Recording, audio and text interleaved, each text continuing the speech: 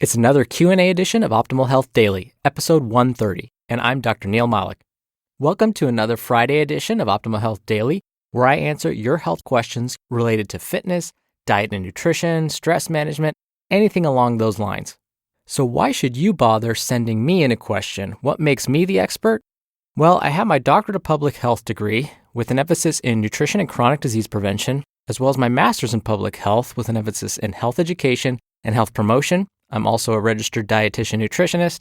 I'm a certified exercise physiologist or personal trainer, same thing, and a certified health education specialist. I'm also an assistant professor and program lead at Bastyr University, California for the Master of Science in Nutrition for Wellness program. And besides that, I always promise to tell you the truth. To the best of my knowledge, I won't lie to you. That's my promise. Now, if you want to send in a question, stick around until the end of the show, and I'll let you know how you can do that. And just so you know, if you do send in a question, you're entered into special raffles to win books, so there's a little bonus in it for you. And now, let's hear today's question as we optimize your life.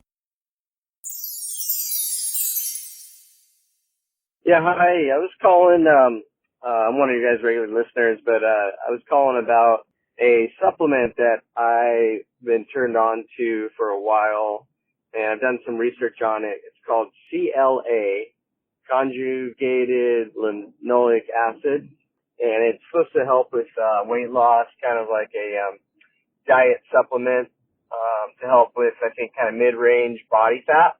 And I wanted to know, there's a lot of mixed results as far as if it's good to take, if it's bad to take, kind of what your take on it is, and if you would recommend it.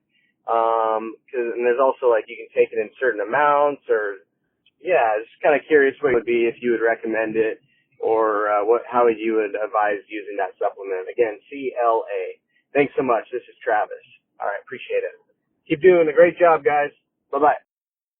Thank you for your question, Travis, and thank you so much for listening to the show. Recently, I've received a lot of questions, actually, about supplementing with CLA, so the timing of this is perfect. For those of you that may be unaware, CLA stands for Conjugated Linoleic acid. Basically, it's a type of fat.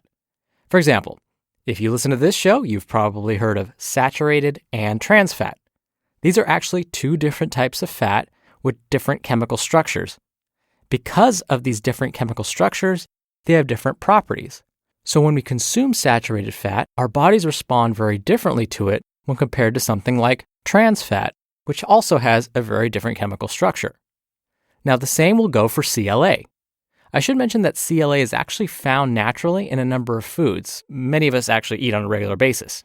Foods like milk, meat, eggs, sunflower and safflower oils, and even mushrooms contain a pretty decent amount of CLA. And in fact, grass-fed animals tend to have higher amounts of CLA. Low-fat and non-fat milk, though, won't have as much CLA. This is because, again, CLA is a fat, so it will get removed during processing. Now, if CLA is found in many of the common foods we eat, why would someone want to take it as a supplement? Well, as Travis mentioned, some studies have found that those that supplement with CLA may see an increase in their lean body mass, basically their muscle. While supplement manufacturers like to quote these studies as proof that CLA can help you build muscle and lose fat, what they don't often tell you is that those that took the supplement also saw increases in their LDL cholesterol, which is sometimes known as bad cholesterol, and a decrease in their HDL cholesterol, or good cholesterol. So let's take a step back. Basically, this is a double whammy. What's happening is, if you take CLA, potentially you could end up increasing the bad while decreasing the good. Not really what we want to have happen. CLA has also been marketed as a powerful antioxidant, with claims that it may help fight cancer cells. Now, this doesn't appear to be the case in reality. In fact, one study found that those taking CLA as a supplement had an increased risk of developing diabetes and cardiovascular disease. Worldwide, there have also been cases of folks experiencing liver damage when taking CLA as a supplement. This may be because one of the liver's functions is to help metabolize fat. So if we add more fat into the diet via supplementation, it may overwhelm the liver. And you've heard me say this before. Too much of a good thing can be a bad thing. So while CLA may have health benefits, if you get too much of it, you can actually cause more harm than good. So if we take a step back and look at all of this data, it appears as though we may have some conflicting evidence with regards to CLA and its potential benefits. On the one hand, it seems to help build lean muscle.